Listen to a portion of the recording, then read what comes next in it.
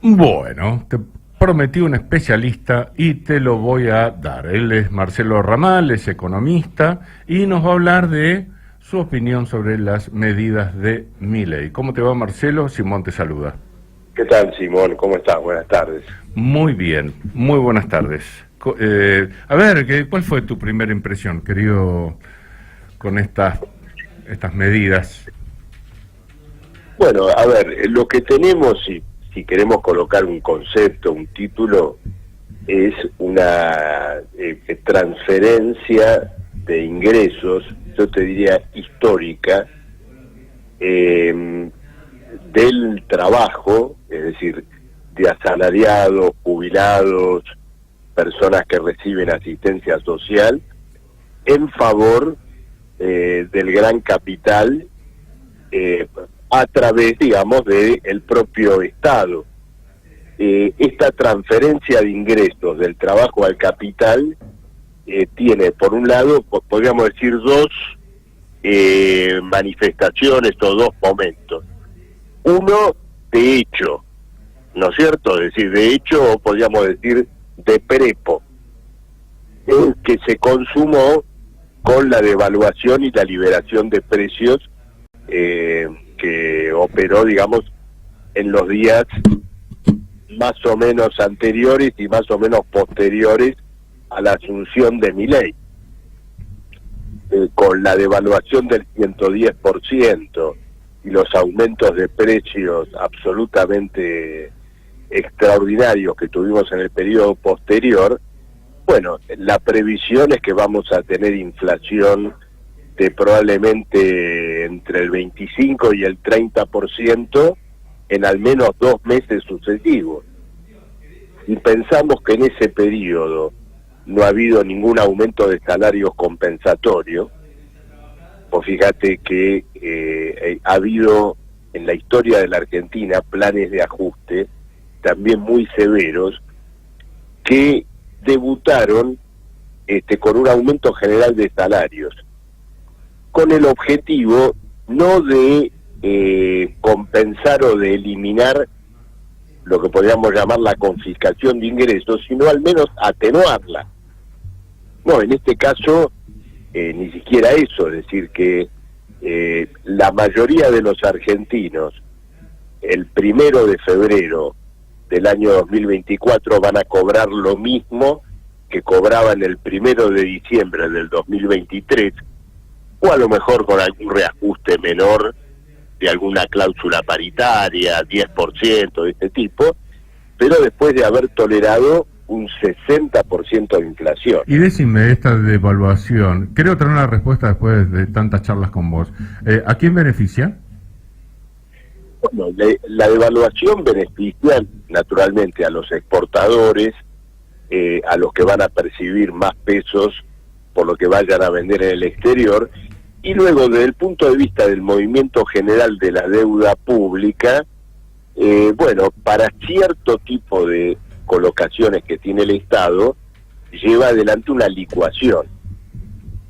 Lo mismo ocurre en el presupuesto nacional, donde todo lo que tiene que ver con gasto social, salario, jubilaciones, representa menos en dólares, ¿no es cierto? Es decir, es una gran licuación de toda una parte del gasto público. Ahora, vos te das cuenta que estamos hablando de caída en el poder de compra del salario de las jubilaciones de niveles absolutamente extraordinarios, que caen a una población que ya venía en los Golpeada. últimos 5 o Sí, 6 sí. años, ¿no es cierto?, golpeada. Bueno, este es un aspecto, podríamos decir, el aspecto de hecho o de prepo.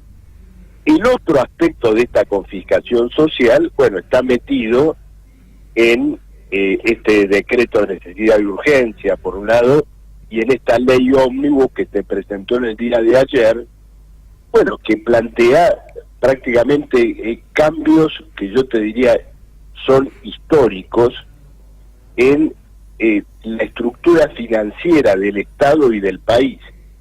Y me quiero detener solamente en uno. Bien. Fíjate lo siguiente, el ANSES tiene algo que se llama el Fondo de Garantía y Sustentabilidad. Un fondo con una cifra de, digamos, 50.000 millones de dólares. Hay distintas versiones o opiniones sobre cuál es el fondo, pero digamos, perdón, para tomar un término medio, 50.000 millones de dólares. Bueno, ese fondo pertenece formalmente al ANSES. ¿Cuál es su origen? El origen tiene que ver con los aportes que los jubilados hacían a las viejas AFJP. ¿No es cierto? Es decir, tosé tranquilo, Marcelo, así después continuás la idea, bueno, que tenemos mucha... No hay problema. Mucha Eran entrevista. los antiguos fondos de la jubilación privada. Sí, sí. Cuando la jubilación, las AFJP son nacionalizadas, esos fondos que pertenecen a los jubilados, bueno, con esos fondos se armó este Fondo de Garantía y Sustentabilidad, que opera como un respaldo de última instancia sobre el sistema jubilatorio. ¿Qué hizo el Estado durante todos estos años con ese fondo? Bueno, colocar el dinero en distintas inversiones, básicamente dos: comprar títulos de la deuda pública y comprar acciones de empresas privadas. Por ejemplo, empresas muy importantes como Clarín, Cablevisión, Techin, etcétera, tienen una participación accionaria del fondo del ANSES que es minoritaria, pero representa, cuando sumás todas esas participaciones, más de 5.000 millones de dólares. Perdón. Ay, les pido gran disculpa. Por favor, querido, vida real. Bueno, ¿qué se le va a hacer? Tosé tranquilo, bueno, te toma agua. Este es un aspecto. Entonces, ¿qué ocurre? Este fondo, de acuerdo a la ley Ómnibus, pasa al Tesoro Nacional. Es decir, pasa a ser manejado por el Tesoro Nacional. ¿Qué significa esto? Bueno, si el fondo tenía títulos de deuda, bueno, esos títulos de deuda el Estado los puede romper. O sea, ya no te debo nada. Lo que te debía ahora es mío. Entonces te cancela de hecho la deuda. Permitime hacer una pequeña aclaración de burro a otro burro. Para vos que estás escuchando, si sabés, retiro lo dicho, el bono es como si fuera una especie de pagaré. Por eso Marcelo dice... Exactamente, un pagaré. Es decir, es como si yo te digo lo siguiente. A ver, vamos a hacerlo de otra manera. No, igual creo que se entendió, o sea, es un pagaré. Yo me apropié de todos los pagarés que tenían míos dando vueltas. Exactamente, es decir, vos me prestaste plata a mí, yo te di un pagaré, yo voy y robo tu casa, ¿no es cierto? Abro tu cajoncito, tu mesa de luz, me llevo tus ahorros y entre otras cosas están los pagarés que yo mismo te firmé en su momento. Claro. ¿Qué hago con estos pagarés? Los rompo. Claro. Ya está. Bueno, eso es lo que va a hacer ahora el Estado con esta deuda, nosotros con el fondo de los jubilados, un gigantesco pagadios. Esto deja al sistema jubilatorio indefenso, inerme y completamente dependiente de los ingresos corrientes del Estado. Es decir, un sistema jubilatorio que ya hoy era fuertemente dependiente de los ingresos del Tesoro, porque no se cubría por sus fondos propios, ahora acentúa su vulnerabilidad. Por ese motivo, en otra parte de esta propia ley Ómnibus, se cancela la indexación de las jubilaciones. Es decir, el sistema de movilidad jubilatoria, por lo cual los saberes regularmente se ajustaban de acuerdo a un índice, bueno, este índice queda anulado y los aumentos pasan a ser por decreto. Entonces, con esto tenés evidentemente, es decir, te estoy hablando de una expropiación, de una confiscación de 50.000 o 60.000 millones de dólares, ejecutada nada menos que por los adalides de la libertad y de la propiedad privada.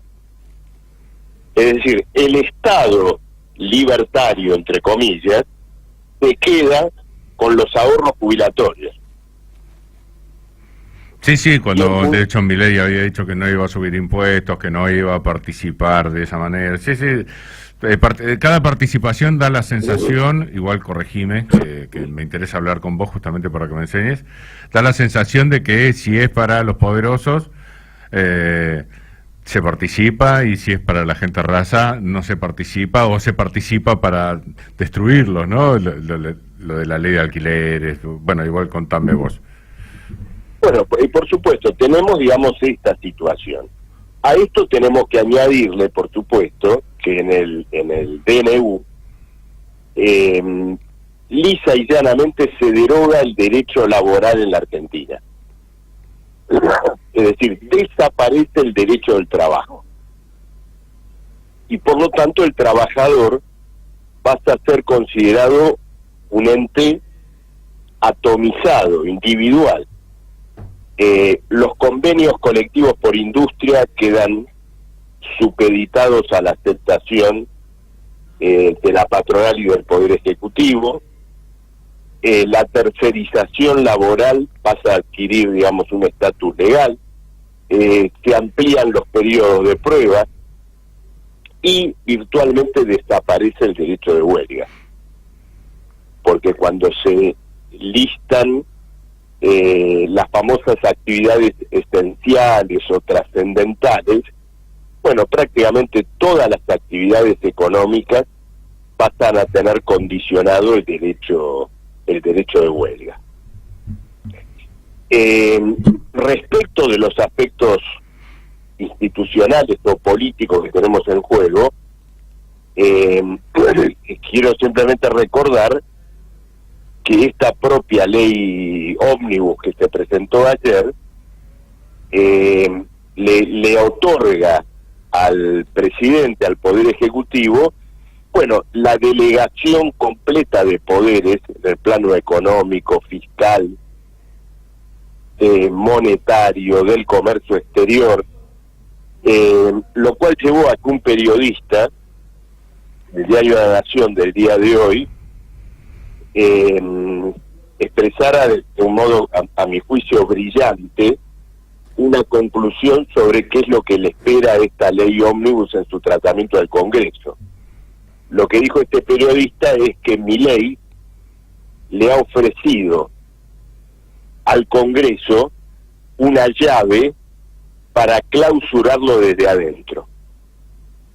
Es decir, votame esta ley y hacete cargo vos mismo del cierre del Congreso por al menos 2 años. Este es el escenario que tenemos hoy. Y a ver, sigamos un poquitito más con el tema económico, porque si no, nos vamos aparte que nos vamos a pegar un cohetazo acá en vivo. Tengo entendido, corregime, que es muy pintoresco, sigamos tratando de desgranar información para que quien nos escucha pueda comprender las conclusiones. Es muy pintoresco que se plantee solamente ahorro, pero no se toca el tema deuda externa, por ejemplo, que es gran parte de los gastos que tiene el país. Bueno, en el caso de deuda externa, te quiero decir lo siguiente. La ley habilita 2 cosas muy importantes. Una es que los futuros arreglos de deuda no tienen por qué pasar por el Congreso, como lo establecía la ley anterior. Y en segundo lugar, que las operaciones de reestructuración de deuda no necesariamente deben llevar a una reducción del monto total del capital adeudado, que era algo que también estaba incluido en legislaciones anteriores. Es decir, vos solo podés llevar adelante una reestructuración ventajosa de la deuda, no una reestructuración que lleve a engrosar la carga final. Y eso lo está sacando.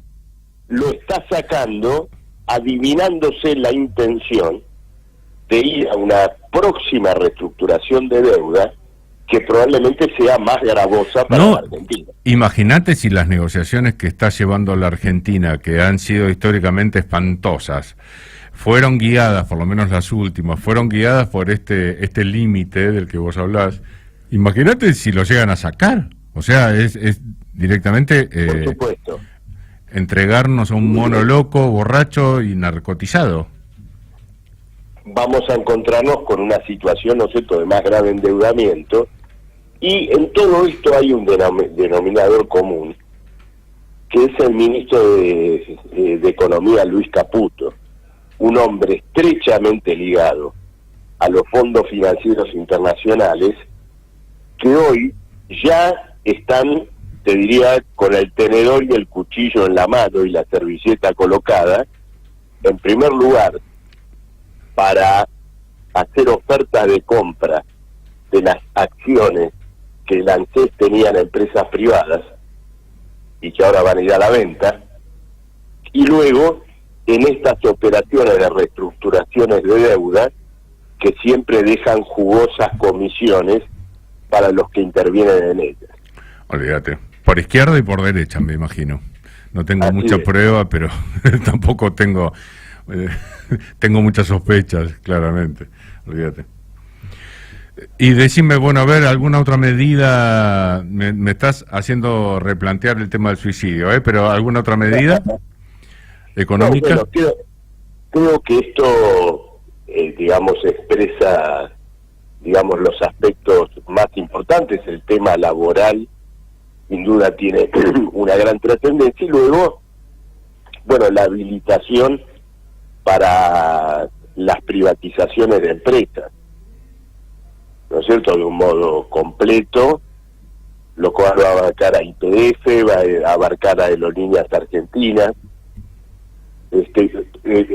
volviendo sobre experiencias que se recorrieron en el pasado reciente, y que resultaron catastróficas, ¿no es cierto? Recordemos a las aerolíneas de Marsans, recordemos a la YPF de Repsol. Bueno, seguramente se va a volver a recorrer este camino, aunque con otros beneficiarios, ¿no es cierto? Sí, eso sí. También está planteado de acuerdo, pero bueno, esta es la realidad que enfrentamos. Sí, también la ley de alquileres, ¿no?, que es derogada de una manera completamente inconstitucional, porque lo cierto es que es una ley emitida por el Congreso, aprobada por el Congreso, y aparece este señor. Creo que le gusta le gusta el poder. Dice ser republicano, pero me parece que su amor por el poder es superior. Sí, la ley de alquileres, digamos, creo que va a ser reemplazada por uno de los primeros experimentos de dolarización económica, que va a ser la dolarización de los alquileres. De hecho, ¿no es cierto?, que es lo que ya está ocurriendo hoy, y que para los inquilinos, que naturalmente no cobran en dólares, sino que cobran en pesos, bueno, lleva a una situación insostenible. Olvídate, es una picadora de carne, básicamente. Por supuesto. Es como el tema de Wall, ¿viste? Donde los nenes iban en la picadora de carne, así vamos a estar todos nosotros, parece. ¿Y qué posibilidades le ves a esta ley? Bueno, en estas horas se han escuchado muchas voces de constitucionalistas y especialistas, ¿no es cierto?, que critican sobre su ilegalidad e incluso inconstitucionalidad, pero yo veo a la mayoría de la oposición del Congreso muy proclive a arrimar el bochín con Milei. el macrismo ya ha dicho que va a buscar la manera de acompañar, una parte del radicalismo también. En relación a la cúpula sindical, hoy nos desayunamos con que un sindicato muy importante, que es la Federación de Empleados de Comercio, acepta la eliminación de la indemnización por despido por un fondo, por un seguro laboral al estilo del que rige la UOCRA, es decir, ya entonces la aplicación de la reforma laboral. Y bueno, la CGT ha establecido un paro a 30 días vista, que evidentemente no se corresponde, ¿no es cierto?, con la necesidad y urgencia para hablar, ¿no es cierto?, en los términos que se están utilizando estos días, la necesidad y urgencia de esta crisis social. Totalmente, bueno, dependerá un poquito de la gente, ¿no? Me da la sensación. Totalmente. De qué permiso social le demos. Esa es la clave. Sí, anda a saber. Quizás sea para lo que sirve un personaje. Yo la verdad que a mí me da lo mismo cualquier personaje, no me dan lo mismo algunas ideas, y realmente con el DNU que sacó se le notan tanto los hilos que lo que pasa es que quería confirmarlo con vos. Obviamente no es lo mismo suponer que saber. Es por eso que es tan bueno fundamentar las presunciones. Pero bueno, ojalá la resistencia sea buena. Salvo que quieras cerrar con algo puntual, querido, terminamos la charla. Creo que tu mensaje, comparto totalmente este último mensaje tuyo, donde, bueno, la respuesta va a estar en la iniciativa que aparezcan los lugares de trabajo, allí donde se estudia, donde se cura, donde, digamos, los trabajadores están palpitando esta situación. Perfecto, bueno, charlaremos muchas veces, querido Marcelo, porque me parece que va a estar amacadito Sí. El tema. Bueno, te mando un abrazo grande. Que empieces muy bien el año y lo mismo todos los oyentes. Igualmente para vos, que tengas un gran fin y principio de año, querido Marcelo. Abrazo grande. Adiós. Vicky querida, por favor, poneme un temita, aunque sea cortito.